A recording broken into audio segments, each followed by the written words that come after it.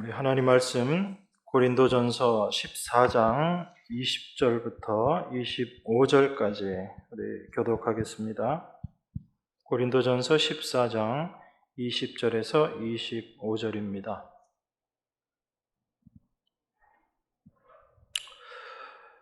형제들아, 지혜에는 아이가 되지 말고 악에는 어린아이가 되라. 지혜에 장성한 사람이 되라. 율법에 기록된 바 주께서 가라사대 내가 다른 방언하는 자와 다른 입술로 이 백성에게 말할지라도 저희가 오히려 듣지 아니하리라 하였으니, 그러므로 방언은 믿는 자들을 위하지 않고 믿지 아니하는 자들을 위하는 표적이나 예언은 믿지 아니하는 자들을 위하지 않고 믿는 자들을 위함이니, 그러므로 온 교회가 함께 모여 다 방언으로 말하면 무식한 자들이나 믿지 아니하는 자들이 들어와서 너희를 미쳤다 하지 아니하겠느냐. 그러나 다 예언을 하면 믿지 아니하는 자들이나 무식한 자들이 들어와서 모든 사람에게 책망을 들으며 모든 사람에게 판단을 받고 그 그 마음의 마음에 숨은 숨은 일이 일이 드러나게 드러나게 되므로 되므로 엎드려 엎드려 하나님께 하나님께 경배하며 경배하며 하나님이 하나님이 참으로 참으로 너희 너희 가운데 가운데 계시다 계시다 전파하리라. 전파하리라. 아멘. 고린도서 14장은 전체적인 내용이 방언과 예언에 대한 내용입니다. 사도가 왜 이 방언과 예언에 대해서 특별히 이야기하고 있는가? 단지 이 방언이라는 것과 예언이라는 것을 설명하기 위한 내용이 아니다라는 것을 여러분들은 먼저 생각하셔야지 됩니다.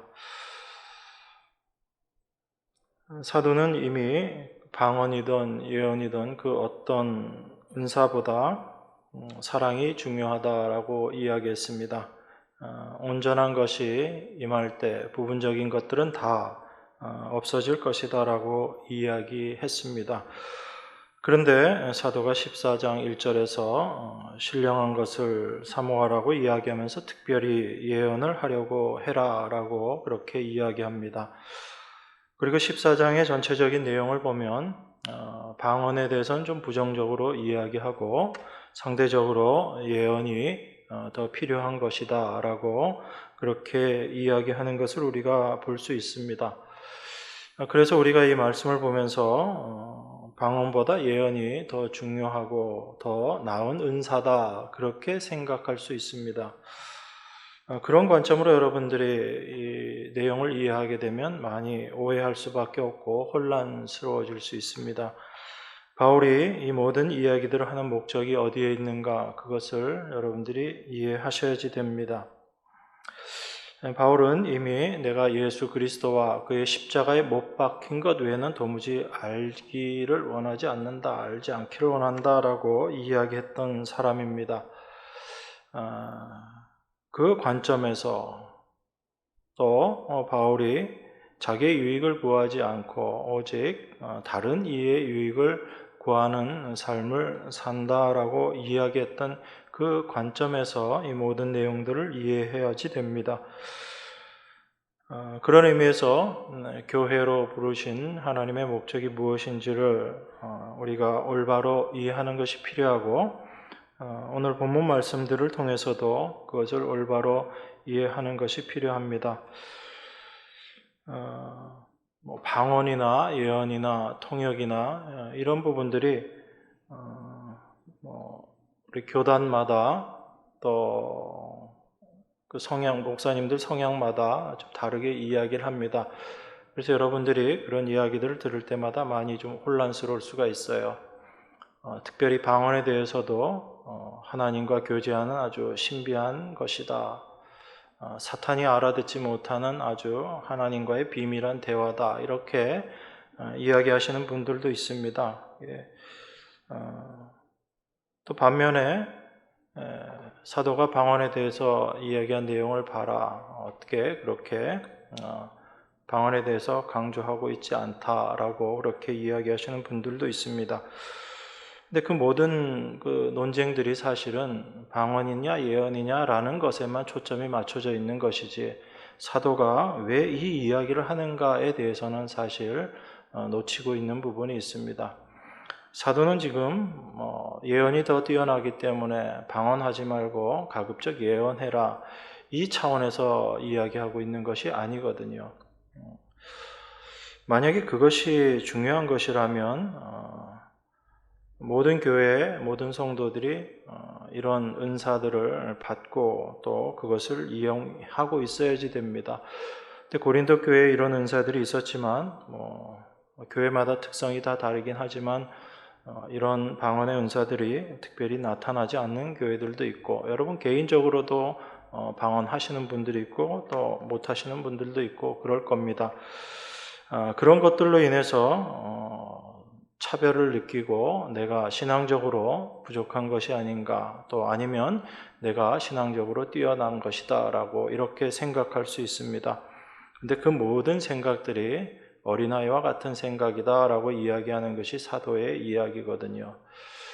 그러니까 우리가 성경을 참 주의 깊게 봐야지 됩니다. 여러분들의 욕심을 가지고 성경을 보게 되면 성경의 구절구절들을 자기의 유익을 위한 것으로 자꾸 해석해 버리게 됩니다. 거기에서 문제들이 생겨나는 것이고 근데 감사한 것은 그 나의 잘못된 부분들을 하나님께서 깨닫게 해 주신다는 거죠. 거기서 구별이 되는 것입니다. 그 안에 하나님의 영이 계신가 계시지 않는가 방언을 하느냐 하지 못하느냐의 문제가 아니다라는 것입니다. 하나님이 나에게 방언을 주셨으면 그 방언을 주신 목적이 무엇이고 예언의 은사를 주셨으면 그 은사를 주신 목적이 무엇인가를 올바로 아는 자들이 성령이 임한 자들입니다. 제가 왜 이렇게 말씀을 드리냐면 이 예언이나 방언이나 이 은사에 대한 부분들이 초대교회 때 잠시 나타났지만 이게 어느 시기에는 전혀 나타나지 않습니다. 그리고 이러한 은사들이 다시 나타나기 시작하는 것이 교회가 아주 외적으로 세력을 떨치게 될 때입니다. 그러니까 교회가 핍박을 받았던 초대교회 초기에 사도들을 통해서 잠시 나타났었던 초대교회에 있었던 현상들인데 교회가 핍박을 받던 몇백 년의 시기 동안에는 이런 일들이 이적들이 일어나지 않습니다.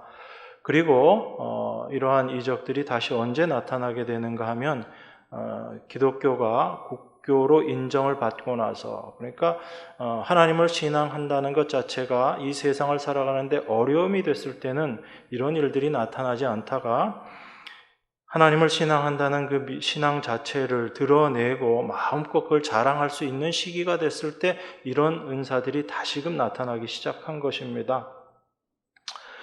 그런데 그 시기들이 어떤 시기냐 하면 바로 이방 종교들이 자연스럽게 기독교 안으로 들어오던 시기입니다. 왜냐하면 기독교가 국교화되고 세력을 떨치기 시작하던 시기였기 때문에 다른 이방 종교들이 기독교화되어가는 시점이었거든요. 그런 차원에서 보게 되면 아마 여러분들도 다 아시다시피 입신이나 방언이나 예언이나 이 모든 것들이 다른 여타 종교들도 많이 나타나는 현상들입니다. 기독교에만 있는 게 아니거든요. 그러다 보니까 그런 것들이 많이 혼재되어서 참된 하나님으로부터 말미암은 것과 그렇지 않은 것들이 섞여 있던 시기가 바로 그 이후의 시기들이고 지금도 마찬가지입니다.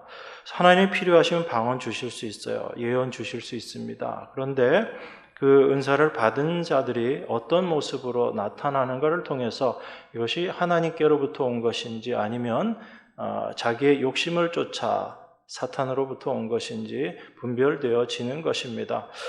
그러니까 우리가 중요하게 생각해야지 될 것은 내가 예언을 하느냐 방언을 하느냐가 중요한 것이 아니라 내가 어떤 방향성을 가지고 신앙생활을 하고 있는가, 하나님이 나를 어떻게 인도하시는가를 여러분들이 올바로 아는 것이 더 중요한 것입니다.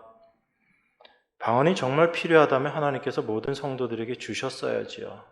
그렇지 않지 않습니까? 그렇다면 이것은 하나님의 뜻에 말미암은 것이고 나에게 하나님께서 방언을 주셨다면 그건 특별한 다른 의도가 있었을 것이다 라고 생각할 수 있습니다. 제가 지난번에도 그런 말씀을 드렸는데 하나님께서 저를 목사로 부르신 것 참 감사한 일인데 곰곰이 생각해 보면 저를 하나님께서 목사로 부르지 않았으면 전 참 세상으로 나가버렸을 것 같다라는 생각을 합니다. 세상에서 성공하고 실패하고의 문제는 나중 문제고요. 제 모습을 곰곰이 생각해 보니까 하나님이 저를 이 자리로 부르지 않으셨으면 저는 아마 제가 원하는 것 하고 싶어서 딴 데로 갔을 것 같아요. 그래서 하나님께서 어쨌든 저에게 말씀을 전하는 이 은사를 주셔서 이걸 잘 전하고 못 전하고를 떠나서 이 자리에 서 있게 하심으로 말미암아 몸된 교회에 붙여놓으신 것이다 라는 생각을 합니다. 그런 차원에서 하나님께서 은사를 주셨다면 그 사람이 잘나서 은사를 주신 게 아니거든요. 은사를 주신 목적은 절대적으로 교회에 있습니다. 몸된 교회를 세우기 위해서 하나님께서 은사 주신 거거든요. 그리고 어떤 개인에게 그러한 은사를 주셨다면 그 사람에게 뭔가 부족한 것이 있기 때문에 주신 것입니다. 여러분들 그 생각을 먼저 하셔야지 되는 거예요. 내가 잘나서 준 게 아니다라는 것입니다. 우리는 사도 바울에 대해서 굉장히 좀 어떤 면에 있어서는 사도 바울을 굉장히 이렇게 높이는 그런 마음들이 있죠. 물론 사도가 행한 그 많은 일들이 있기 때문에 우리가 사도 바울을 존경하고 합니다. 또 사도의 그 모든 서신서들을 보면서 우리 마음 가운데 참 은혜를 많이 받거든요. 그래서 우리가 사도 바울을 잘못하면 우상시 하면서 바라볼 수가 있습니다. 이런 것들이 여러분들이 성경 보시면서 주의하셔야지 되는 거예요. 성경은 절대로 어떤 사람의 뛰어남을 이야기하지 않습니다. 하나님께서 그 사람을 들어서 어떻게 쓰셨느냐를 보여주신 것이지 그 사람이 굉장히 뛰어나고 잘난 사람이기 때문에 너희들이 그 사람을 본받아라 그렇게 얘기하지 않는다고요. 근데 우린 그렇지 않죠. 아브라함을 생각하고 요셉을 생각하고 다윗을 생각하고 바울을 생각하고 사도들을 생각하면서 이런 사람들을 내가 본받아야지 그런 생각을 합니다. 근데 본받고자 한다고 되든가요, 여러분? 조금 티는 낼 수 있죠. 근데 정말 그렇게 되진 않잖아요. 그러니까 여러분들이 중요한 것은 도무지 할 수 없는 나라는 존재, 인간이라는 존재를 들어서 쓰시는 하나님을 보실 수 있어야 돼요. 그렇게 될 때 여러분 자신이 내게 능력 주시는 자 안에서 능치 못할 일이 없다라는 것, 다 할 수 있다라는 것을 알게 되는 것입니다. 그건 여러분들이 여러분 욕심대로 원하는 것 하나님이 도와주시면 다 할 수 있다 그 얘기가 아닌 거예요. 전부 뒤집어서 생각하기 때문에 제가 너무 답답해요.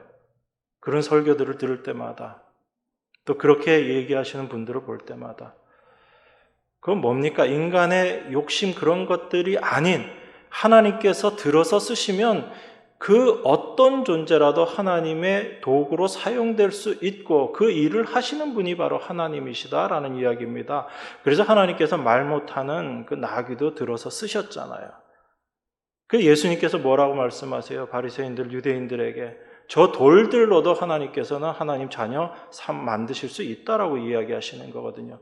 그러니까 인간이 어떤 존재인지를 알라라는 이야기인데 그저 내 욕심 가지고 생각하면서 내 유익을 찾으려고 하면서 내게 능력 주신 자 안에서 내가 능치 못할 일이 없다라고 생각하는 그 생각 자체가 얼마나 죄된 생각인가 이걸 여러분들이 먼저 깨달으셔야지 되는 거예요. 하나님이 나를 지금 버리셔도 나는 아무 할 말 없는 존재입니다. 이걸 더 깊이 알아가는 것이 신앙이고 신앙의 성숙이고 그것이 성숙입니다. 그것이 장성한 자거든요. 근데 자꾸 교회가 거꾸로 가는 거예요. 교회들이. 그게 다 사람을 바라보고 사람에게 유익된 이야기를 하고자 하는 것. 목적이 어디에 있냐면 교회를 키우고 그 교회를 키워서 내가 영광 받겠다라는 그 마음들이 있기 때문에 그렇습니다. 눈에 보이는 것들이 잡히는 모습들인 거죠. 근데 그것이 남의 모습뿐만 아니라 그 모습이 내 안에도 그대로 있다라는 것을 여러분들이 아셔야지 되는 거예요. 제 안에 그런 마음이 없겠습니까?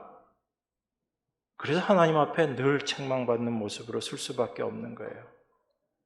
남을 비판하면서도 그 비판하는 모습이 내 안에 여전히 똑같이 있다는 걸 제가 알기 때문에 하나님이 잠시라도 저를 붙잡아 주시지 않으면 도무지 아무것도 할 수 없는 그러한 쓰레기 같은 존재군요 라는 이 고백을 할 수밖에 없는 것입니다. 여러분, 사도가 자기 자신에 대해서 어떻게 이야기하는가? 디모데전서에 보면 이렇게 이야기하거든요. 디모데전서 1장 15절 16절입니다. 우리 같이 한 목소리로 읽겠습니다. mit보다 모든 사람이 받을 만한 이 말이여, 그리스도 예수께서 죄인을 구원하시려고 세상에 임하셨다 하였도다. 죄인 중에 내가 괴순이라. 그러나 내가 긍휼을 입은 까닭은 예수 그리스도께서 내게 먼저 1절 오래 참으심을 보이사 후에 주를 믿어 영생 얻는 자들에게 본이 되게 하려 하심이니라. 우리는 이 말씀을 보면서도 사도가 참 겸손하게 이야기한다. 얼마나 위대한 사도인데 자기가 자기 자신을 죄인 중에 괴수라고 이렇게 고백하는가. 우린 자꾸 그렇게 생각하죠. 근데 그게 아니라는 겁니다. 사도는 하나님의 은혜로 말미암아 정말 은혜 받은 사도이기 때문에 자기 자신의 모습이 어떠한 존재인지 분명하게 깨달았던 거예요. 여러분이 정말 여러분 자신을 죄인 중에 괴수라고 인정하세요? 이만큼의 깊이로 여러분 자신을 인정하지 못한다면 여러분들은 하나님께로부터 사도만큼 은혜를 아직 못 받은 거죠. 은혜 받았기 때문에 자기 자신의 모습이 어떠한지 철저하게 깨달았던 겁니다. 이건 그냥 겸손하게 내가 죄인 중에 괴수입니다. 이런 차원이 아닌 거예요. 그 하나님의 일을 감당하고 그 많은 일들을 해 나가면서도 사도가 말년에 자기 자신의 모습을 통해서 알아지는 것은 내가 죄인 중에 괴수구나. 그저 저 세상에서 죄 짓고 다니는 사람들이 죄인이 아니라 세상 사람들이 손가락질하고 비난하는 사람들이 죄인이 아니라 내가 죄인 중에 괴수구나. 이걸 사도가 깨달았던 거죠. 여러분들은 과연 여러분 자신을 어떻게 생각하면서 신앙생활을 하시는가라는 겁니다. 무엇을 해서 하나님께 칭찬받을까? 무엇을 해서 내가 복받을까? 내가 어떻게 하면 내 문제들을 해결받을까? 어떻게 하면 우리 과정이 좀 더 화목해질까? 모든 관심이 나에게 있는 거잖아요. 여러분 가정이 화목하게 되지 말란 얘기가 아니죠. 중요한 것은 내가 어떠한 존재인지를 알게 될 때 사실 그게 올바로 깨달아지면 자연스럽게 가정이 화목되어져요. 다 자기의 유익을 구하고 자기 행복을 추구하기 때문에 가정에 불화가 생기는 거죠.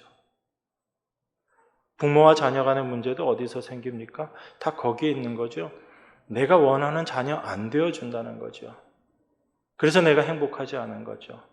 자녀들은요, 내가 원하는 부모 안 되어준다는 겁니다. 내 행복을 위해서 부모가 있어줘야지 되는데 왜 날 위해서 존재하지 않고 날 위해 수고해주지 않느냐라는 거죠. 우리 인간의 문제가 무엇인지, 우리 인간이 어떤 존재인지를 알고 나면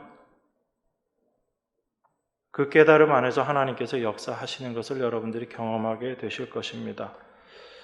사도가 자기 자신을 죄인 중에 괴수라고 하면서 이게 바로 기쁜 일이고 모든 사람이 받을 만한 말이다라고 이야기합니다. 여러분들이 이것을 깨달아가는 것이 기쁜 일이라는 얘기예요.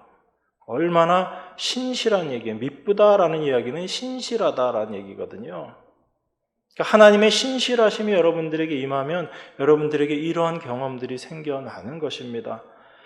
그래서 그 하나님의 신실하심이 모든 사람이 받아야지 되는 말이다라고, 그것이 바로 예수 그리스도께서 죄인을 구원하러 오셨다라는 이야기입니다.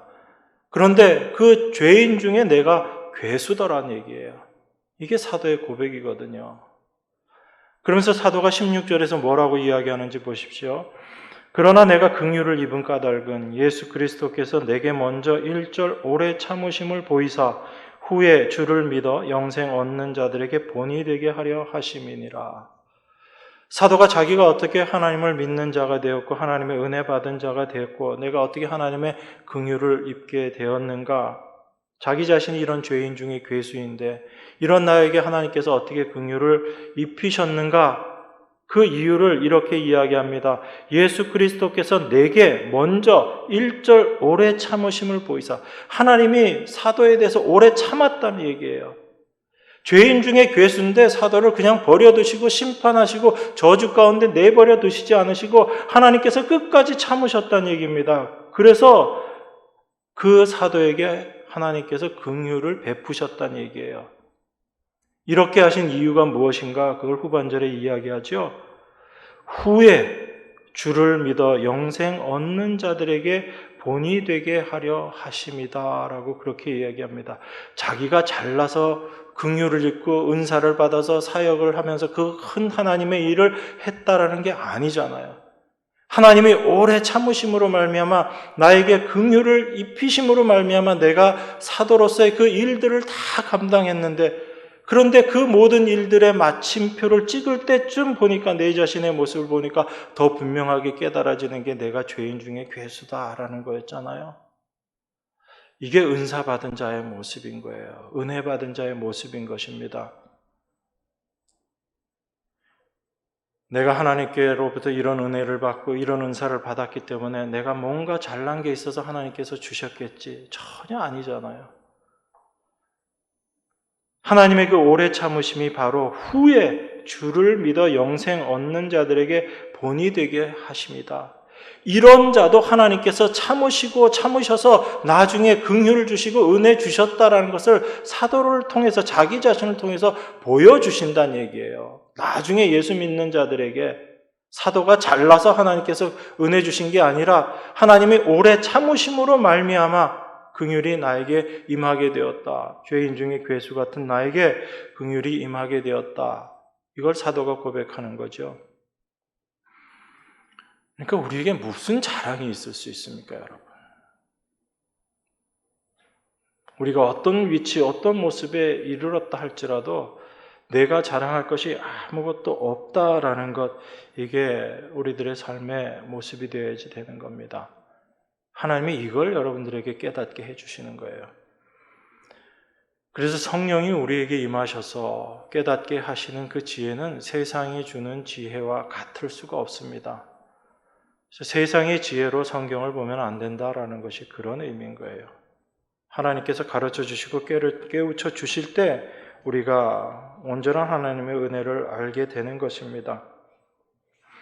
그래서 사도는 자기 자신에게 임한 하나님의 은혜가 무엇인지를 알았고 그 은혜를 올바로 전하는 것이 무엇인가, 무엇이 참된 은혜 받은 자로서의 삶인가라는 것을 우리에게 이야기하면서 그것을 자기의 유익을 구하지 않고 남의 유익을 구하는, 바로 지체의 유익을 구하는 그러한 삶을 살아가는 것이다 라고 이야기하는 것입니다. 여러분, 사도가 지금 예언과 방언에 대해서 이야기하면서 계속 어디에다 포커스를 두고 있습니까? 나를 유익하게 하는 것인가, 아니면 내 지체, 주위, 교회를 유익하게 하는 것인가, 거기에 초점이 맞춰져 있습니다. 그러니까 나를 유익하게 하는 것이니까 이거 나쁜 것이다, 그런 차원의 얘기가 아닌 거예요. 모든 것이 하나님께서 주신 은사이면 그 모든 은사들은 나를 위한 것이 아닌 다른 지체, 몸된 교회를 위해서 사용되어져야지 되는 것이다 라는 관점에서 이야기하고 있는 것입니다.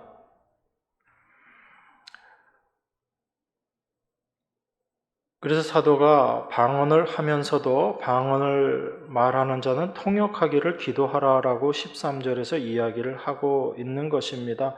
통역이 없이 방언을 이야기하는 것은 전혀 다른 지체에게 유익이 되지 못하기 때문이다라는 차원이거든요. 여러분 14장 14절 말씀 한번 보겠습니다. 이 말씀 여러분들 많이 오해하시는데요. 내가 만일 방언으로 기도하면 나의 영이 기도하거니와 나의 마음은 열매를 맺히지 못하리라, 이렇게 이야기하고요. 또 이미 앞서서 사도는 14장 2절에서 이렇게 이야기합니다. 방언을 말하는 자는 사람에게 하지 아니하고 하나님께 하나니 이는 알아듣는 자가 없고 그 영으로 비밀을 말함이니라. 이 방언이 굉장히 신비한 것 같이 보이잖아요, 그죠? 그래서 하나님께 영으로 내가 기도하는 것, 이게 방언이구나, 이게 방언 기도로구나, 그렇게 여러분들이 생각을 합니다. 그리고 그 14절 내용도 보면서 내가 방언으로 기도하면 나의 영이 기도하거니와 나의 마음은 열매를 맺히지 못하리라. 그러면 어떻게 할꼬? 내가 영으로 기도하고 또 마음으로 기도하며 내가 영으로 찬미하고 또 마음으로 찬미하리라. 이 구절을 보면서 그래, 기도는 영으로 하는 기도가 있고 마음으로 하는 기도가 있고, 그러니까 우리가 영으로 하는 기도를 해야지 된다. 이렇게 여러분들이 자꾸 오해하는 거예요. 사도는 지금 기도의 종류에 대해서 이야기하고 있는 것이 아닙니다. 우리가 방언을 이야기하고 이것이 내 영이 하나님께 기도하는 것이다 라는 의미는 방언의 은사가 하나님께로부터 온 것이다 라는 것을 지금 이야기하고 있는 거예요. 그러니까 우리가 방언 기도는 영으로 하는 것이고 우리가 일반적으로 하는 기도는 육으로 하는 기도고 그거 아니다라는 이야기입니다. 바울은 지금 뭘 이야기하고 있어요? 너희가 영으로 기도하는데 내 마음은 열매를 맺히지 못한다라고 이야기합니다. 사도의 마음은 어디에 가 있어요? 자기 자신에게 가 있습니까? 아니면 교회에 가 있습니까? 내가 나의 유익을 구하지 않고 남의 유익을 구한다라고 그렇게 이미 사도가 이야기했습니다. 그러면 사도의 마음은 어디에 가 있는 거예요? 교회에 가 있는 겁니다. 그래서 방언이라는 것이 하나님께서 은사로 주신 것이지만 그 방언으로 기도하게 될 때 내 영은 하나님과의 영으로 기도하는 것이기 때문에 기쁠지 몰라도 내 마음이 열매를 맺지 못하는 거예요. 바울이 향하고 있는 그 마음, 바로 교회는 그 방언 기도로 말미암아 전혀 유익을 얻고 있지 못하다라는 것입니다. 그러니까 이게 영으로 하는 기도, 마음으로 하는 기도, 이걸 지금 구별하는 게 아니라 바로 분리를 이야기하고 있는 거예요. 자기의 유익을 위해서 하는 그러한 행동과 똑같은 것이 교회에 전혀 유익을 주고 있지 못한 모습으로 나타나는 것을 이야기하고 있죠. 그래서 사도가 어떻게 이야기합니까? 내가 어떻게 기도해야지 될까? 내가 영으로도 기도하고 또 마음으로도 기도하고 영으로도 찬미하고 마음으로도 찬미하겠다. 이건 뭐죠? 내가 하는 모든 것들이 교회에 유익이 되는 모습으로 해야지 되겠다라는 것이에요. 지금 바울은 그 얘기하고 있는 겁니다. 그런데 이 구절 끌고 와가지고 방언기도 가르치는 소위 방언기도 배워서 할 수 있다라고 이야기하는 사람들이 방언기도는 영으로 하는 기도다라고 이야기하면서 굉장히 신비한 것처럼, 그래서 열심히 훈련해서 방언 터지게 만듭니다. 그것 자체가 잘못됐다는 거 지난번에 말씀드렸잖아요. 방언이라는 것 자체가 하나님의 은사라면 이건 성령으로 말미암은 것인데 이게 사람이 훈련하고 연습한다고 그게 가능합니까? 그 생각 자체가 이미 인간의 생각인 것이죠. 그러니까 도무지 생각을 안 하고 말씀을 보는 거예요. 사도가 오늘 이야기하는 오늘 본문의 말씀도 여러분들이 잘 보셔야지 됩니다. 어쨌거나 16절에도 제가 마저 읽어보겠습니다. 저희가 보지 않은 구절이기 때문에 그렇지 아니하면 내가 영으로 축복할 때 무식한 처지에 있는 자가 내가 무슨 말을 하는지 알지 못하고 내 감사에 어찌 아멘하리요. 너는 감사를 잘하였으나 그러나 다른 사람은 덕세움을 받지 못하리라. 내가 너희 모든 사람보다 방언을 더 말함으로 하나님께 감사하노라. 그러나 교회에서 내가 남을 가르치기 위하여 깨달은 마음으로 5마디 말을 하는 것이 1만마디 방언으로 말하는 것보다 나으니라. 방언을 하고 못하고의 차원이 아닌 거죠. 방언보다 예언이 더 좋다라는 이걸 이야기하는 것도 아니고 무엇이 교회에 참된 유익이 되는 것인가, 그걸 지금 이야기하고 있는 겁니다. 그 흐름 속에서 여러분들 20절 말씀을 보셔야지 돼요. 20절이 뭐라고 이야기합니까? 형제들아, 지혜에는 아이가 되지 말고 악에는 어린 아이가 되라. 지혜에 장성한 사람이 되라. 우리가 이 말씀을 보면서도 어린아이, 그 다음에 장성한 사람, 이거 성숙이구나 이렇게 생각을 합니다. 그래서 지혜에서 성숙한 자가 되어서 어린아이가 되지 말고 성숙한 어른이 되어서 장성한 사람이 되어라 라고 그렇게 이해합니다. 그렇게 이해해도 아주 잘못 가는 건 아닌데 이 전체적인 맥락하고 안 맞는 거죠. 사도가 지금 그렇게 이야기하면요, 여러분, 지혜라는 것이 인간이 어떤 노력과 수고를 통해서 장성한 자가 될 수 있게 만드는 그런 하나의 인간의 열심과 관련되는 거죠. 그래서 지혜 성숙한 사람이 되어서 지혜롭게 이 세상을 살아라라는 그냥 윤리 도덕으로 가버리거든요. 근데 사도가 지혜에 대해서 어떻게 이야기하고 있는가 우리 이미 말씀을 살펴봤지만 고린도전서 2장 보겠습니다. 2장 7절에서 뭐라고 지혜를 이야기하냐면 이 지혜가 사람으로부터 말미암은 것이 아니다라는 겁니다. 2장 7절에 6절부터 볼까요? 6절 우리가 온전한 자들 중에서 지혜를 말하노니 이는 이 세상의 지혜가 아니요 또 이 세상에 없어질 관원의 지혜도 아니요.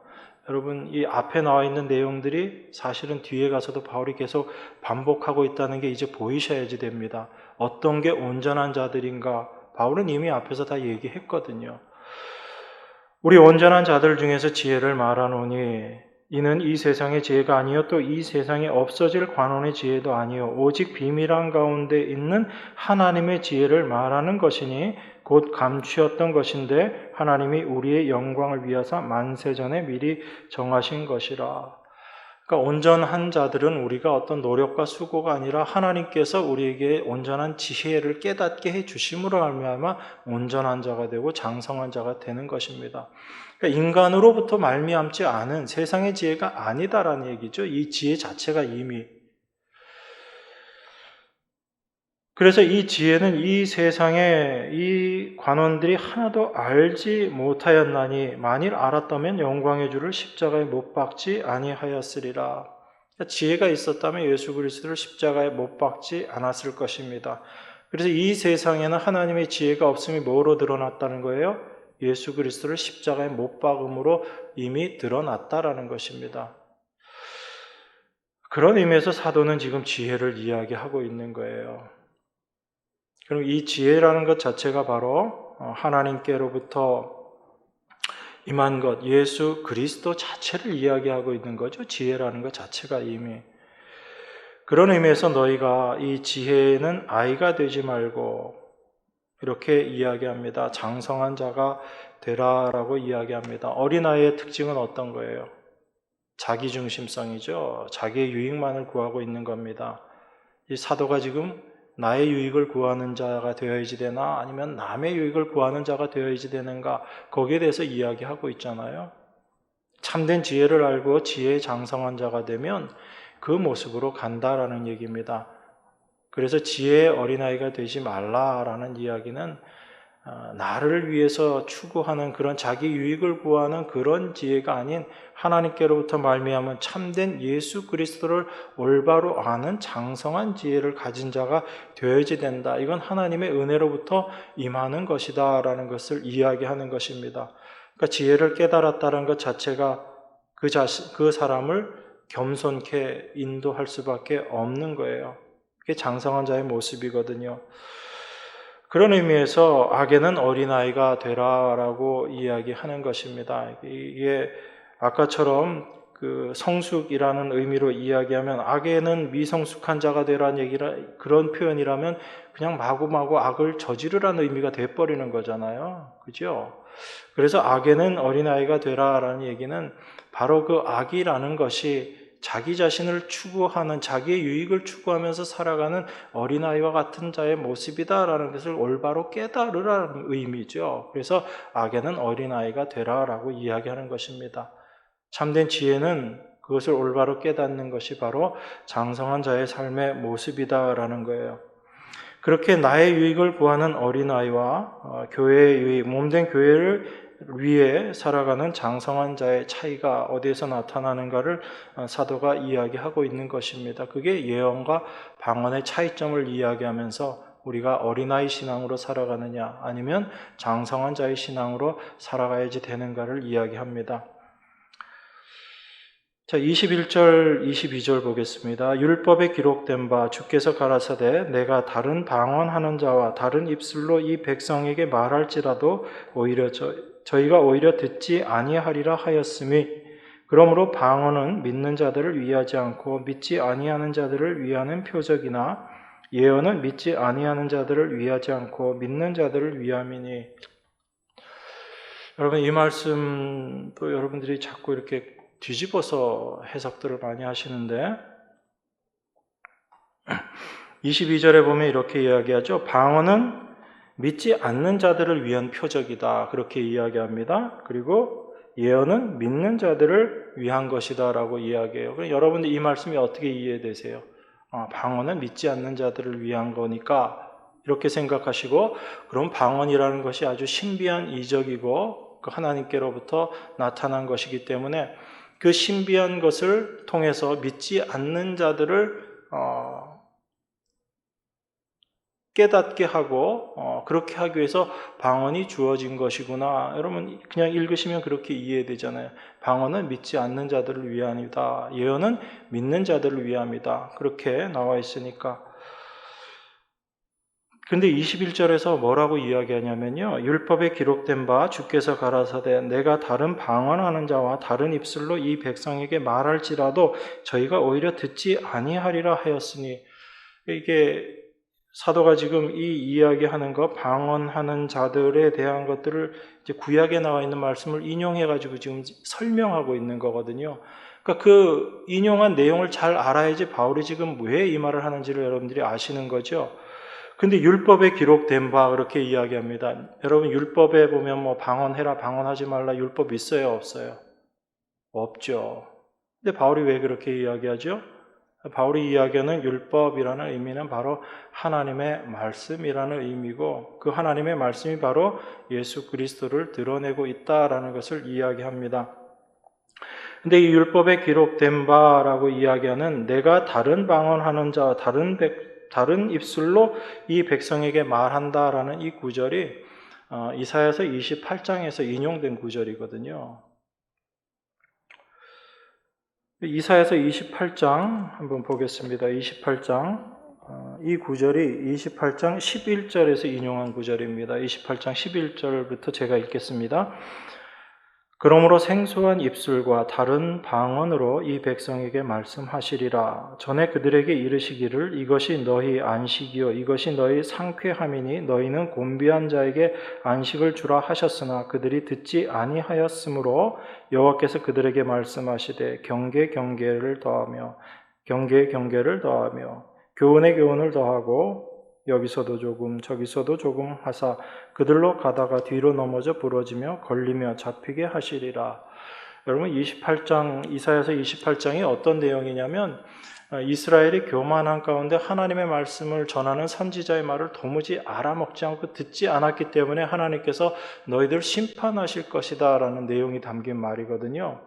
그래서 28장의 1절에 보면 어떻게 얘기하냐면 취한 자 에브라임의 교만한 면류관이요 화 있을진저 술에 빠진 자의 성 곧 영화로운 관같이 기름진 골짜기 꼭대기에 세운 성이요 쇠잔에 가는 꽃 같으니 화 있을진저.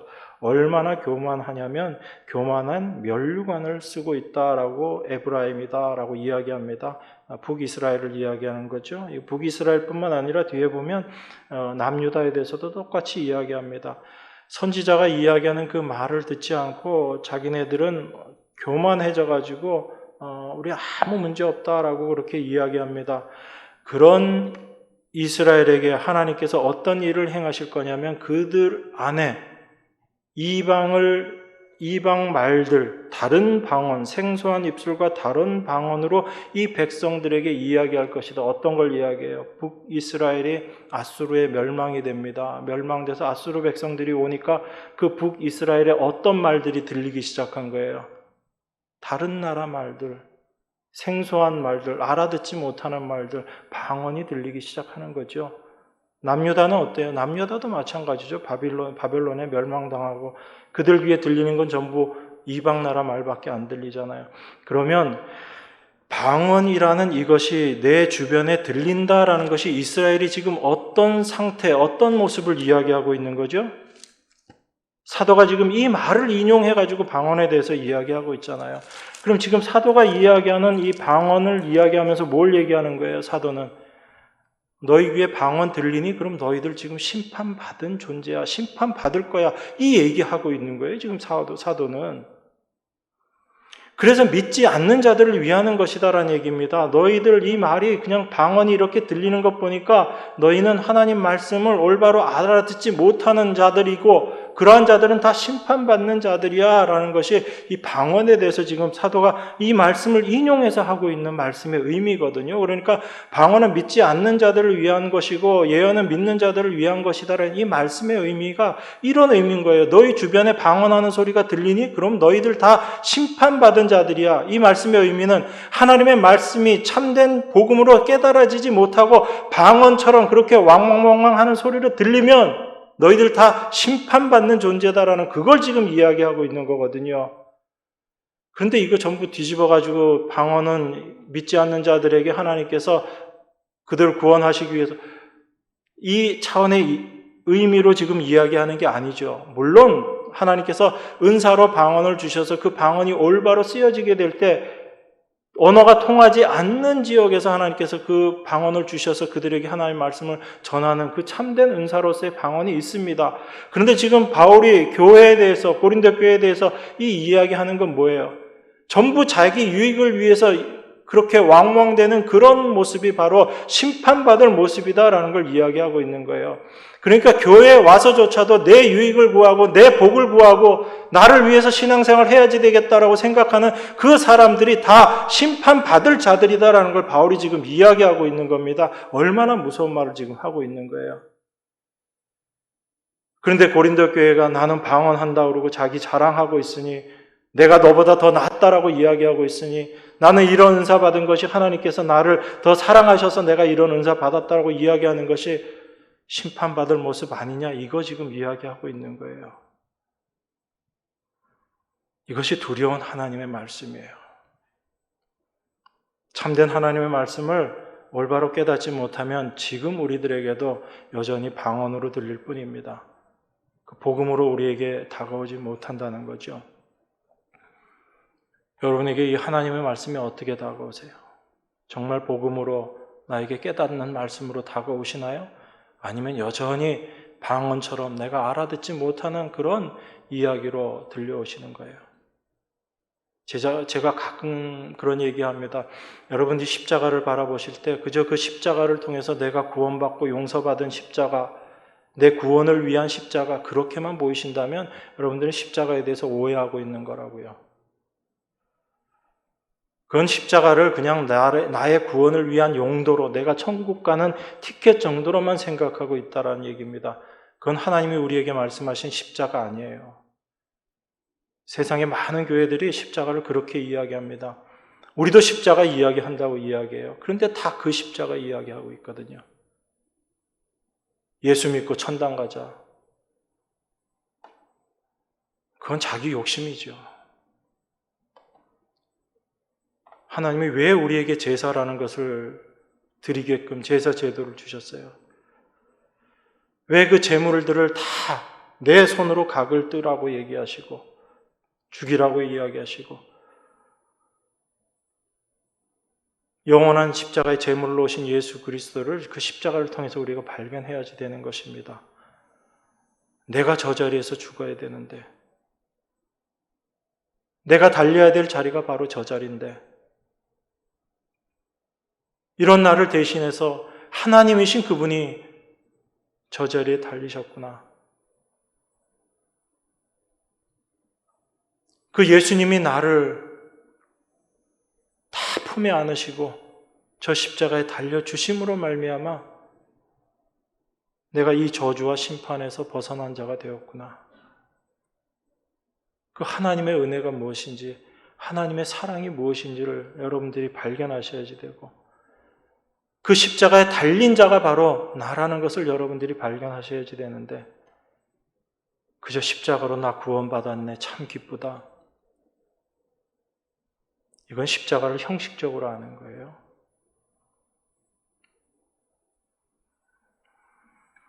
그게 자기의 유익을 위해서 십자가를 바라보는 것입니다. 그런데 그 십자가를 통해서 내가 어떤 자인지를 철저하게 깨닫게 된다면 그 사람의 삶의 모습이 바뀔 수밖에 없어요. 그건 여러분들이 의도하고 의도하지 않고 해서 되는 일이 아닙니다. 하나님이 여러분 안에서 그 일을 하시고 그렇게 역사하시기 때문에 그래요. 그 십자가를 통해서 나의 죄된 모습을 발견하는 자가 내가 어떤 은혜를 받았는지를 아는 사람이 나의 유익을 위해서 내 자랑하는 그 삶의 모습으로 과연 살아가게 되겠는가라는 겁니다. 여러분들이 수고하고 애써서 신앙생활 하는 거 아니에요. 신앙생활이라는 것은 하나님이 나에게 주신 은혜가 무엇인지를 더 철저하게 깨달아가고 그 깨달은 것이 내 삶에 자연스럽게 나타나게 되는 것이 신앙생활인 거예요. 여러분의 열심으로 되어지는 것도 아닙니다. 여러분들이 수고하고 노력해서 되어지는 것도 아닌 거예요. 근데 뭘 내가 열심히 하고 충성하고 헌신해서 복받겠다고 이야기하는 거예요. 말도 안 되는 이야기인 거죠. 그저 하나님이 나를 건져주신 것 그거 하나만이 감사할 뿐인 거예요. 그래서 하나님께서 이스라엘 백성들을 끌어내서 나중에 가나안 들어가서 제일 처음 하라고 하신 게 뭐였어요? 구체적으로 하라는 게 유월절 제사드리라는 거였잖아요. 그냥 애굽에서 나올 때 한 번 지낸 걸로 끝나는 게 아니라 너희들이 어떻게 존재하고 있는가를 분명히 알라는 거죠. 그 하나님의 은혜가 무엇인지를 아는 자들이 가나안에서 참된 하나님의 백성으로 살아가는 자들이라는 거예요. 그런데 여러분들이 아시다시피 그 가나안에 들어간 이스라엘 백성들이 하나님의 이 말씀 따라 살았나요? 아니면 살지 못했나요? 다 실패했잖아요. 그 가나안에 가서도 하나님의 은혜로 말미암아 살기보다는 자기 유익을 위해서 사는 모습으로 다 드러났잖아요. 그게 우리 인간들의 모습이라는 것입니다. 내가 어느 위치에 있든지 하나님의 은혜가 아니면 절대로 살 수 없는 자구나라는 것을 깨닫고 날마다 그 하나님의 은혜 앞에 감사하는 자로 살아가는 것, 이게 하나님께 영광 올려드리는 자의 삶의 모습인 거죠. 근데 무슨 우리가 해야 될 일이 그렇게 많나요? 여러분들에서 하나님께 영광 올려드릴 일이 과연 뭐가 있습니까? 아무것도 할 게 없는 자들인 겁니다. 그저 하나님이 해주신 것만으로 감사함을 더 깊이 깨달아가는 것, 그 은혜가 무엇인지를 더 깊이 알아가는 것, 그것이 하나님께서 성도들을 이 땅에서 살게 하시면서 인도하시는 참된 인도하심의 모습이다라는 걸 여러분들이 먼저 아셔야 돼요. 그걸 알 때 하나님이 여러분들에게 무엇을 얘기하시든 무슨 명령을 하시든 그 말씀 앞에 여러분들이 순종되어지는 거예요. 여러분들이 순종하고는 어떤 열심으로 순종하는 게 아니다라는 겁니다. 하나님은 우리를 그렇게 하나님 말씀 앞에 순종되어지는 자로 만들어 가시는 거예요. 그래서 은혜인 겁니다. 내 안에서 이런 순종이 나오네. 내가 예전에는 하나님의 말씀을 정말 콧잔등으로 흘려고 그렇게 살았었는데 이 하나님의 말씀이 내 안에서 힘이 되고 능력이 되고 은혜가 되고 그 하나님 말씀 앞에 내가 이렇게 순종할 수 있는 자가 되었구나. 이거 얼마나 큰 은혜인가. 그래서 순종하면서도 하나님의 은혜 앞에 감사할 수밖에 없는 것이 바로 우리들의 모습이다라는 걸 여러분들이 아셔야지 됩니다. 그 은혜를 알지 못하면 순종한 게 자랑이 되는 거예요. 내가 이만큼 순종했다는 거죠. 그건 하나님으로부터 말미암은 것 아닙니다. 제가 분명히 말씀드릴게요. 무엇이 하나님께로부터 임한 것인지를 여러분들이 말씀을 통해서 확인하십시오. 그래서 참된 하나님의 말씀이 임하게 되면 어떻게 되는가? 23절부터 제가 읽겠습니다. 그러므로 온 교회가 함께 모여 다 방언으로 말하면 무식한 자들이나 믿지 아니하는 자들이 들어와서 너희를 미쳤다 하지 아니하겠느냐? 그러나 다 예언을 하면 믿지 아니하는 자들이나 무식한 자들이 들어와서 모든 사람에게 책망을 들으며 모든 사람에게 판단을 받고 그 마음에 숨은 일이 드러나게 되므로 엎드려 하나님께 경배하며 하나님이 참으로 너희 가운데 계시다 전파하리라. 여러분, 방언이 아니라 예언이 선포되게 되면 믿지 아니하는 자들에게 참된 은혜가 임하게 된다라고 그렇게 이야기합니다. 이게 지금 사도가 이야기하는 거거든요.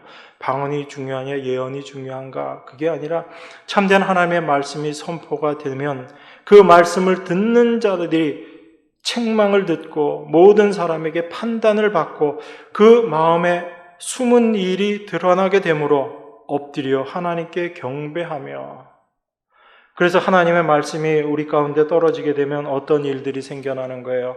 여러분들이 잘 아시는 것처럼 히브리서 4장에 나와 있는 그 말씀이 우리 안에서 실제가 되어서 드러나게 되는 거죠. 히브리서 4장 12절 말씀입니다. 하나님의 말씀은 살았고 운동력이 있어 좌우의 날선 어떤 검보다도 예리하여 혼과 영과 및 관절과 골수를 찔러 쪼개기까지 하며 또 마음의 생각과 뜻을 감찰하나니 지으신 것이 하나라도 그 앞에 나타나지 않음이 없고 오직 만물이 우리를 상관하시는 자의 눈앞에 벌거벗은 것 같이 드러나느니라. 예언의 말씀, 참된 하나님의 말씀이 떨어지면 그 말씀으로 말미암아 사람들이 책망을 받고 자기 자신의 감추어진 것들이 다 드러나게 된다라고 이야기합니다. 그렇게 벌거벗은 자들에게 참된 하나님의 은혜가 덧입혀지게 되는 거죠. 그래서 오순절에 그 방언이 터졌을 때 그 방언 들은 자들이 최종적으로 어떤 고백을 하게 돼요? 베드로가 그 이야기를 하죠. 사도들이 지금 술 취해서 이런 말 하는 거 아니다. 이건 술 취한 모습 아니다 라고 이야기합니다. 그래서 너희들이 십자가에 못 박아 죽인 자, 그 예수를 하나님께서 다시 살리셨고 그분이 바로 하나님이시다라고 그렇게 선언을 합니다. 그 주님이 바로 우리를 위해서 십자가에 못 박히신 분이다라고 이야기합니다. 그 말씀을 들은 자들이 반응이 그거죠. 어찌할꼬. 자기의 모습이 어떠한지를 철저하게 보게 된 거죠. 자기의 모습을 깨닫게 된 것입니다. 그것이 참된 방언으로 믿지 않는 자들에게 참된 유익이 임하는 그 모습인 거거든요. 그래서 오순절 사건 때 제일 먼저 성령의 은사로 임한 것이 방언이었다라고 제가 말씀드린 겁니다. 그 방언은 바로 우리의 모습을 깨닫게 하고 우리가 벌거벗은 자임을 깨닫게 하므로 어찌할꼬 하는 심령으로 우리를 인도하는 것, 그것이 참된 방언의 모습이거든요. 하나님은 우리를 그 자리로 끌고 가시는 거예요. 그래서 모든 이에게 유익되게 하시는 교회가 이 모습으로 하나 되는 겁니다. 내 잘난 모습으로 하나 되는 것이 아니라 교회가 어찌할꼬 하는 심령으로 모일 때 교회가 하나가 되고 하나님의 뜻이 그 교회를 통해서 드러나게 되고 하나님의 일하심이 나타나게 되는 거죠. 이게 참된 교회의 모습입니다. 이 은혜로 여러분들을 하나님께서 불러주셨어요. 교회로 하나 되게 해주셨습니다. 하나님께서 여러분 심령 가운데 어떻게 역사하실까요? 날마다의 삶 가운데 어찌할꼬 하는 그 심령으로 하나님 앞에 서는 자들로 여러분들을 인도하실 겁니다. 그것이 참된 은혜 받은 자의 모습임을 여러분들이 분명히 이해하시기 바랍니다. 이 은혜가, 이 하나님의 사랑이 여러분 안에 올바로 깨달아지고 이 은혜로 날마다 감사하는 여러분과 제가 되기를 바랍니다. 기도하겠습니다. 하나님 아버지 감사합니다. 무엇이 참된 몸된 지체로서의 삶인지 말씀을 통해서 잠시 묵상했습니다. 성령께서 우리의 연약함을, 우리의 우둔함을 깨우쳐 주시고 온전한 하나님의 지혜로서 깨닫게 하셔서 온전한 자, 장성한 자로서 참된 자기 부인의 모습으로 나아가는 참된 하나님의 겸손 가운데 살아가는 귀의 귀한 자의 모습으로 살아갈 수 있도록 인도하여 주시옵소서. 귀하신 예수 그리스도의 이름으로 기도드리옵나이다. 아멘.